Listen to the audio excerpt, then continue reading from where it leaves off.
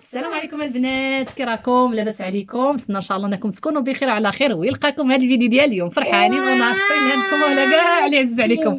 شفتوا راه صدقتني اشنو بغيتي ديري انت المقدمه؟ واخا يلا اجي يا ماما، يلا اجي يلا اجي زيدي ندير لكم هي المقدمه هي ولولو ديالها. يلا زقي لولو ديالك. هذيك ما تسمحش فيها لا بد من البوسان نديروها. يلا برونتي بارتي سهبيه صافي موجوده. يلا نتمنى ان شاء الله البنات ان هذا الفيديو يلقاكم بخير وعلى خير انتما ولا كاع اللي عز عليكم. صافي تهنيتي ديما البنات كما كتشوفوا تقولوا لي لا احسان لا بدا تكون حاضره. انا جبتها لكم اليوم مع اخر سلسله. المهم شفتوا السلسله البنات، غادي نحاول هذه المره ما نطولش عليكم وغادي نعطيكم غير شي نقاط مهمه وكذلك بعض النصائح اللي هي خلاصه من تجربتي ديال لاله احسان. المهم هانتوما غادي تشوفوا معايا البنات الفيديو مع لاله احسان غادي يكون ماشي ممتع مبرزيط، غير صبروا معايا صافي. اشنو بغيتي تعشاي؟ دوبو ماما دوبو حيت غير جبتها من لازيلو خليتها شويه تلعب في الجرده صافي وعطيتها الميريندينا وشويه. دابا ان شاء الله غادي نوكلها ونلعب معاها شويه، نلعب معاك شويه صافي ونديها تنعس. المهم كما شفتوا البنات شاركت معكم بعض السلسلات واللي البنات شكرا انا خديجه كنقول لهم بلا جميل وهذا راه واجب. وحتى نتوما غيجي واحد النهار اللي غادي تلاقاو معكم امهات جدد يلاه يعني ولدوا وليدات من متلازمات داون غادي يطلبوا منكم حتى نتوما شي نصائح وانا متاكده ما غاديش تبخلوا عليهم. الحمد لله على كل حال. اشنو صافي تمشي؟ يلا فاي شيندي يلا سيري يلا راسطي فيرما هانتي لعبي بهذا. المهم كما قلت لكم غير هي البنات الى اشنو يلا جوكا كلولو صافي جوكا كلولو تاي سو. من بعد النصائح من بين النصائح اللي بغيت نقول لكم البنات هي الا فتحت الولد ديالك صافي الا فات لعبي مع لولو انت الا فات الولد ديالك ولا البنت ديالك بدا تيتمشى ما عليكي الا تحيدي ليه الكروسه. يعني ان صافي بدا تيبدا كيتعلق بحال هكا بالسداري وكيبدا يضرب خطيطوات ولا بالكنابي صافي غير حيدي الكروسه. الا حيتيها كوني على يقين بانها هاد المده اللي غادي يتعلم فيها المشي ما غاديش تاخذ لك مده طويله يعني غادي تختصر. ومن بعد ديمي سي من بعد يلا سيري عند ايمان تمشي عند ايمان يلا سيري عند ايمان شويه غادي ترجع عندي. المهم الكروسه البنات كنصحكم بها ان فوا دي يعني تحسوا به بدا تيمشي صافي حيدوا ليه الكروسه لحقاش الكروسه غير غتعكزو وما غاديش تخليه يتمشى. انا احسان على عامين البنات حيدتها ليها الحمد لله. نصيحه ثانيه البنات بالنسبه للامهات اللي بغاو يدخلوا التغذيه كما قلت لكم في السلسله اللي فاتت تبغي تدخلي التغذيه لولدك حاولي تدخلي من 6 شهور وتبداي ليه كما قلت لكم وكما سبقت ليا واشرت ليه انا تبداي ليه بالحليب راه حليب عادي ليكويدو تزيدي البنات ديري ليه المطحون ينفع يعود ياكل المطحون. اشنو صافي واخا ديري ليه المطحون ينفع تشوفي المطحون صافي بدا ياكلوا ما معاش مشكله. يعني يقدر يستغرق لك اسبوع يستغرق لك سيمانه 2 سيمانات شهر سا ديبون على حساب الدري. غير يبقى يشربوا ما يسبش معاه صعوبه دوزي بدا تعطيه ليه بالمعلقه. الا بقى كياكلوا البنات دوزي ليه المحكوك شويه المعوش شويه صافي بدا تعطيه في المرصوات وانت غاديه كطلعي بالحجم صافي حتى تيولي ياكل بحال الماكله ديالك. هذه من ناحيه. الماء البنات حاولوا تبداو تعطيه ليه لوليداتكم بالكاس ما تعطيوش ليه بالرضاعه. اللي كدير الرضاعه غير تحيدها ان تبدا الماكله تحيد الرضاعه وان تبدا الماكله تحيد السكاته باش هذا الشيء البنات الا خدمتوا عليه. نعم سي دابا نعطي لبنتي الا خدمتوا البنات على هذا الشيء كونوا على يقين انا ما تجيو ديروا عامين حتى ولدكم غادي يتمشى ويعود ياكل بدون مساعده يعني حتى حاجه ما تخافيش عليه. كما قلت لكم انا دابا كنقول هذا الشيء وكنعيدوا لحقاش كاينين شي امهات اول مره غيشوفوا هذا الفيديو وحتى الامهات اللي شافوا الفيديوهات اللي فايتين حيت كاين اغلبيه كيحاول يزرب. انا كنقول لكم هذا الفيديو ان شاء الله ديال اليوم حنحاول نختصر ونحط غير النقاط المهمه اللي ما اشرتش ليها واللي غنزيد ناكدها. نعم ماما غادي نخرجوك ونسد الباب صافي باسطه الو راه لعبي مع هاد اللعاب. ونصيحه اخرى الامهات الا كنتوا كتخدموا على اولادكم مثلا بغيت تعلموهم نخرجها سمحوا لي خرجتها البنات سينو ما غاديش تخليني ندير حتى شي حاجه. المهم النقطه اللي كتبغيت نشير ليها، بغيت نقول للامهات اللي كيخدموا مع وليداتهم وراكم عارفين بان لابد كنركزوا مع حاجه. يعني ولدي انا دابا بغيت يولي يهضر صافي كنبقى غير نقول ليه قول بابا قول ماما قول بانانا قول كذا كذا، يعني باغاه انه يهضر، ندير ليه المساجات ديال الفك العلوي ديال الوجه. اوكي بغيتو يمشي صافي كنبدا ندير ليه الحركات ديال المشي وكنبدا نمشيه، بغيتو يبدا ياكل كنبدا نعلمو كيفاش. الوغ الامهات ملي كيبقاو يركزوا في حاجه كينساو حوايج اخرين، مع العلم ان في النهار كله خاص يكونوا عندنا تمارين متنوعه وكل حاجه نخدموا عليها شويه. يعني داكشي اللي قلت لكم حاولوا التمارين تخليوهم كروتين يومي. يعني حيت انت باش ما كان الحل راكي يعني ماشي طبيبه اللي كتمشي على واحد التمرين وكتخليه تمرين يومي.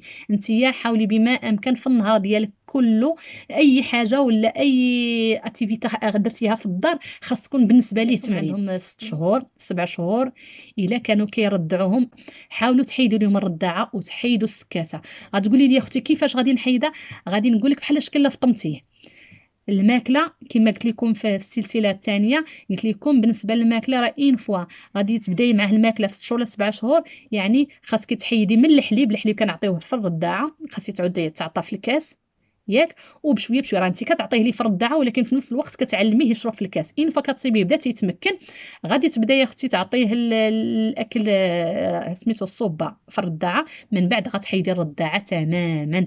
كاين الدري اللي غياخذ اسبوع، كاين الدري اللي غادي ياخذ شهر، كاين الدري اللي ياخذ 3 ايام، يعني على حسب كل دري وعلى حسب القدرات ديالو. وحاجه واحده اخرى البنات هي ان الام خاص تحتفظ على نفس الروتين اللي كدير، يعني الروتين اللي كديريه مع ولدك اليوم هو اللي غادي ديريه معاه دائما باش يبقى ديما عارف اشنو غيجي من بعد، يعني يبدا يشغل ولا يبدا يخدم في الدماغ ديالو. مثلا اي ام فينا ان فوا كينوض ولدها كتبدا تلعب معاه شويه، من بعد كتبدل ليه ليكوش، وديجا راكم عارفين يعني الحركات ولا التمارين اللي خاصنا نديروه معاهم. من بعد كتهزيه هي كديه معاك للصاله، تطلعي الريدو كتعطيه ياكل كتلعبي معاه. الوغ هادشي اللي كديري يوميا اللي ديريه اليوم هو اللي ديريه غدا نفس الشيء، يعني بحال راكي خدامه. بحال مثلا انا احسان كنت ملي كنوضها كنلعب معها شويه كندير ليها الحركات كنبدل ليها ليكوش كنهزها كنطلع الريدو كتشوفني انا كنطلع الريدو، من بعد كنخرجوا من البيت كنقول لها ماما غادي تطفي الضوء، يعني بالتفصيل الممل. ماما غتطفي الضوء، ها هي ماما طفات الضوء، دابا غادي نمشيو غادي تصاوب لك ماما حليبه غادي دير لك كذا. يعني ديما من بعد شهر شهرين 3 شهور كتصيبي بالدري بانه ملي كتبغي تهزيه من فوق الناموسيه مدرك عارف الموقف ولا اش غيكون من بعد.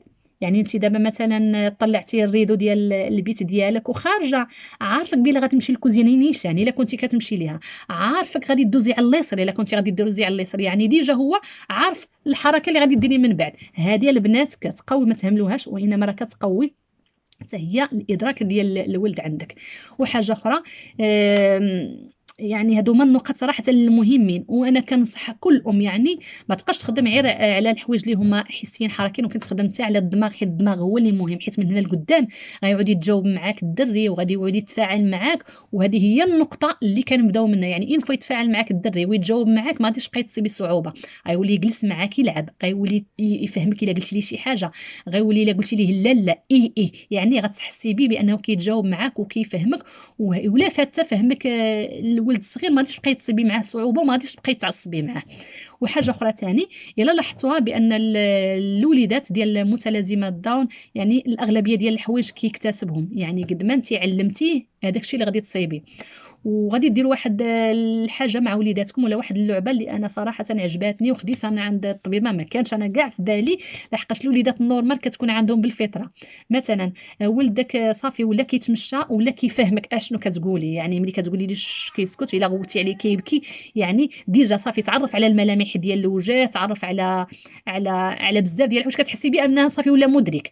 عرفتي تشدي مثلا لعبه عزيزه عليه ولا شي حاجه كتعطيها ليه. انتم لاحظتوا معايا والام اللي عندها الولد في هاد اللاج غير تبدا معاه، يعني بحال مثلا قلتوا اللاج ديال عام نبداو كاع من عام، غتعطيه اللعبه الاولانيه تلاحظوا معايا غادي يدير بحال هكذا، غتعطيو اللعبه الاولانيه غادي يشدها باليد ديالو بحال هكذا. مي ان فوا غادي تعطيه اللعبه الثانيه ما غيشدهاش بهاد اليد، مي غيرمي اللعبه الاولانيه باش يشد الثانيه. انتم اش غادي ديروا في هاد الحاله؟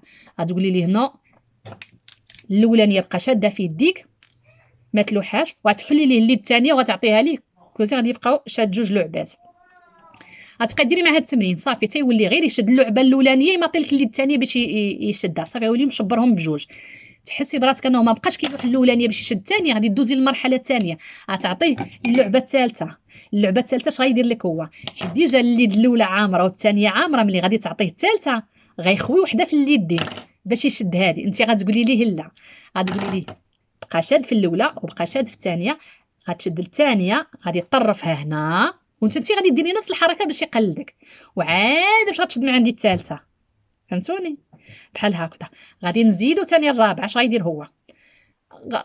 غيجيكم هذاك الشيء بالتسلسل صافي حتى يولي قد ما عطيتيه اللعاب يشد الاولى ويشد مع ديك الثانيه يحطها هنا ويشد مع ديك الثالثه يحطها هنا ويشد مع ديك الرابعه حتى ما يصير فين يحط. عاد باش غادي يبدا يدير بحال هكا. انا احسان صراحه كانت كتحط تتعمر هنا حتى تتعمرو، وكانت كدير بحال هكذا وتشد بحال هكذا. بعض المرات والله العظيم لا كنعمر ليها ايدها هنا، كتعمر ايدها وكدير وحده في عنقها وايدها عامره وكدير بحال هكذا. يعني شتي هزات كاع دوك اللعاب اللي ما كانش في الاول كتعرف تهزهم ولات كتهزهم. الحمد لله. هذا البنات ما تستهنوش بهذا التمرين، مي راه مهم بزاف بزاف. فيه انك يتواصل معك ولدك، فيه انه كيسمع الكلام ديالك وكيطبقه، فيه كذلك انك كتنمي ليه الادراك ديالو وكتحركي حتى الخلايا اللي في الدماغ اللي ناعسين. حاجه واحده اخرى اللي كيديرها ولدي باليمنى يديرها باليسرى. شي مثلا الاكل كيخافوا بعض الامهات تيقول لك الا عطيتو ياكل باليمنى راه غياكل حتى باليسرى. لا، ملي تكونوا تلعبوا ملي تكونوا تلعبوا بحال هكا ولا كيعطي البيبي يلعب شي مونيكا يعطيها بحال هكا تاكل، ديري ليه نتيا بدلي ليه، ما تقوليش اللي صح حيت هو ما غاديش يفهمك. ديري ليه لا دير بحال هكذا. اي حاجه بغيتي تعلميها للدري غادي تعلميه ليه بنتي، غادي تهزي نتيا او تعطيه. مثلا بغيت نعلم الدري يدير باي باي، الوغ الولد باش يدير باي باي خاص تهزي لي ايد، ديري لي بعدا توري الحركه تقولي لي باي باي، هو غادي يبقى يشوف، غتهزي لي ايدو عاد تقول باي باي، ها انت شوف دير باي باي. من بعد عاد باش تقولي لي دير بحال ماما باي باي، وعاد من بعد نبدا نوريه التصاور ونبدا نوريه مثلا اللعاب ولا ندير ليه طابليت نصور فيه راسو. انا الاغلبيه كنشعل الاحسان تيك توك ديالها، كتشوف راسها وهي كتلعب في الزعلوله، كتشوف راسها هي في سوبر مارشي، كتشوف راسها وهي كتغني وهي كتاكل، كيولي عندها البريزيمبي هي نفسها. يعني كنقول لها شوفي احسن كتاكل، شوفي احسن كدير. وحاجه واحده اخرى الا لاحظتوا بزاف ديال الناس اللي في اوروبا يعني النصارى كيقراو لوليداتهم القصص. صدقوني حاجه واعره. انا دابا قول ما تنعس احسان لابد نشد ليها كتاب ونقرا عليها ونوريها وكذا، ماشي كنقرا عليها صراحه هذاك الشيء اللي مكتوب حيت ما غاديش تفهموا. بطبيعه الحال انا كنشوف هذاك الشيء اللي في التصويره وكنقراه على طريقتي. مثلا كيكون دري كياكل كنقول لها هاد الدري راه كنقولها بالدارجه ماشي غنقول لها بالعربيه الفصحى. هاد الدري كياكل شتي كي برافو مزيان جالس مزيان وقال لماماها مثلا انت تشرحي هذاك الشيء اللي في الصوره.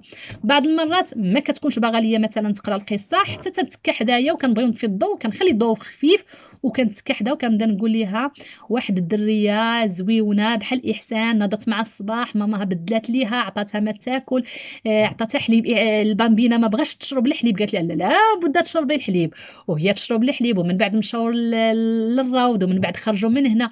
هذاك الشيء اللي كندير معاه هو اللي كنحكي ليها. يعني انا كنحكي ليها على قصتها هي، على داك الشيء اللي كدير هي، وفي نفس الوقت كتخيل راسها. هذاك الشيء كتعطي لوليدك واحد الخيال واسع. انا دابا هاد الشيء البنات كنقول لكم صراحه ونفعني بزاف، والحمد لله ما يكونوا ان شاء الله وليداتكم صراحه عندها المشكله ديال النطق. مي دابا الدراري اللي هما عاديين وعندهم تاخر في النطق ياك. ومن بين النصائح اللي كنصح فيها دائما في كاع الفيديوهات ديالي كنقول لكم اول حاجه باش ما تطيحيش في المشكله ديال النطق المتاخر، ديما الدراري اللي عندهم متلازمات داون يديروا ليهم التحليله ولا سميتو ديال السمع. علاش كتقول لك انا ولدي كيسمع مزيان، حتى انا بنتي كتسمع مزيان، ملي كيضربها البرد وكيجيها الرواح بحال هكذا كيتجمع عندها داك البلغم اللي كيكون هنا وكيكون في الودنين كيسد لها كيطابي ليها ودنيها صافي ما تتبقاش عندها القدره ديال السمع كيف الاول. كتسمع بواحد الوتيره نازله. الوغ خاصني نضطر انا دابا كل 6 شهور كنديها كنحيد هذاك السمخ اللي كيكون في ودنيها. يعني بزاف ديال العوامل. وحاجه اخرى ثاني ننصحكم الا كانت عندكم الامكانيات ديروا ليهم التحليله ديال الحساسيه ديال الجلوتين. علاش؟ لحقاش انا ملي هضرت مع الطبيبه قالت لي الجلوتين من الملك، حيت كاينه الحساسيه وكاينه سميتو، كاينين جوج الانواع، كاين النوع الصعيب وكاين النوع الساهل. المهم نتوما ديروا ليها التحليله الا كان بالمستطاع. علاش؟ حيت الا ما درتوهاش البنات عندهم جوانب بزاف، يعني كدير لهم بزاف ديال المشاكل. ومن بين هاد المشكله البنات ان الولد كيكون عدواني، كيكون شويه يعني شويه نقولوا مشاكس، ما نقولش عدواني، يعني اي حاجه كياخذها بالعنف، كيتعصب، الا شتي صحابي فيه غير التوحد. وحاجه اخرى تاني هذه ما نهضروش عليها، الشوف متلازمات الضم كيكون عندهم الشوف، الا ما كان عندهم نقص في الشوف كيكون عندهم الحاول. انا بنتي جا معهم جوج، جا مع نقص في الشوف وكذلك الحاول. وما نهضروش على الغده الدرقيه. الغده الدرقيه هذيك من الاولويات، لابد لابد لابد.